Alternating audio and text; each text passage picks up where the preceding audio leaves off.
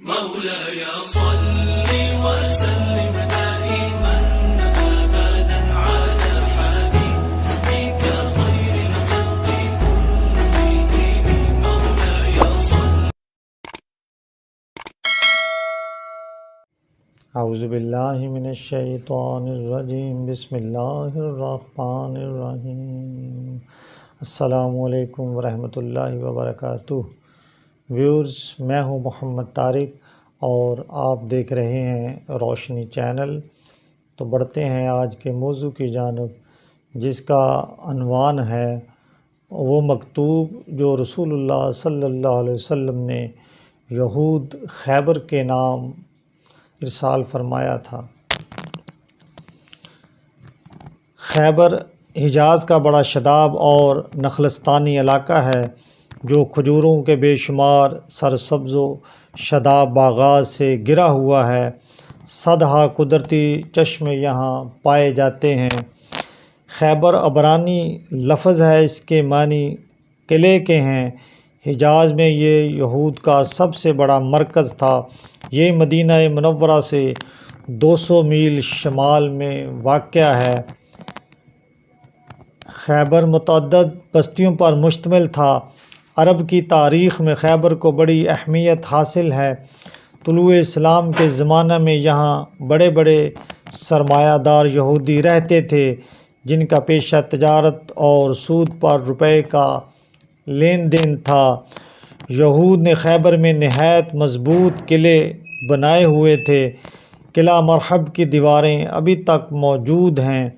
عرب بر میں ان قلعوں کی وجہ سے خیبر کو ناقابل تسخیر سمجھا جاتا تھا۔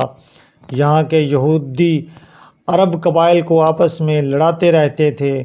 قبائل کو اسلحہ اور روپے کے لیے عموماً یہود سے مدد لینا پڑتی تھی، اور یہ لوگ ان کی احتیاج سے سودی نفع حاصل کرتے اور اس طرح دوسروں کو لڑا کر خود آرام و اطمینان کی زندگی بسر کرتے تھے۔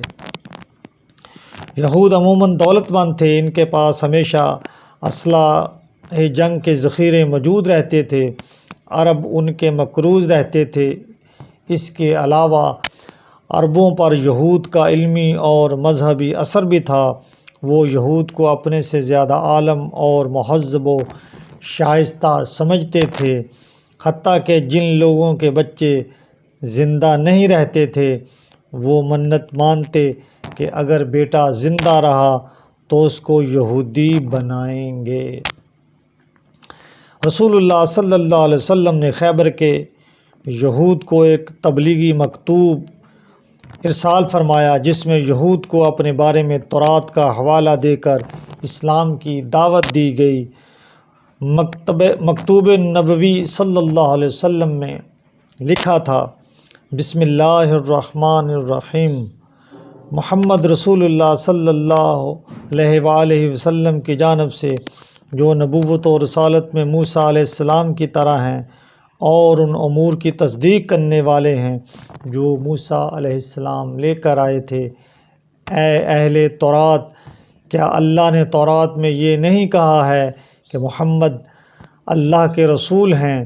جو لوگ ان کے ساتھ ہوں گے وہ اللہ کے دشمنوں کے لیے بہت سخت ہوں گے، اور آپس میں ایک دوسرے پر شفقت و محبت کرنے والے ہوں گے۔ وہ اللہ کے سامنے جھکنے اور سجدہ کرنے والے ہوں گے، اور وہ اللہ کے فضل اور اس کی خوشنودی کے طلبگار ہوں گے۔ میں تمہیں اس خدا کی قسم دیتا ہوں جس نے تمہارے لیے تورات نازل کی، اور جس نے تمہارے بزرگوں کو من و سلوہ کھلایا اور سمندر کو ان کے لیے خشک کر کے فرعون کے ظلم سے نجات دلائی، کیا تورات میں مجھ پر ایمان لانے کے لیے لکھا ہوا موجود نہیں ہے؟ میری نسبت تورات کی اس تصریح کے بعد کیا ہدایت اور گمراہی واضح نہیں ہو جاتی؟ پس میں تمہیں اللہ اور اس کے رسول کی طرف دعوت دیتا ہوں۔ بلغ العلا بکمالہ، کشف الدجیٰ بجمالہ، حسنت جمیع خصالہ، صلو علیہ وآلہ صلی اللہ تعالی علیہ وآلہ وسلم۔ مولاي صل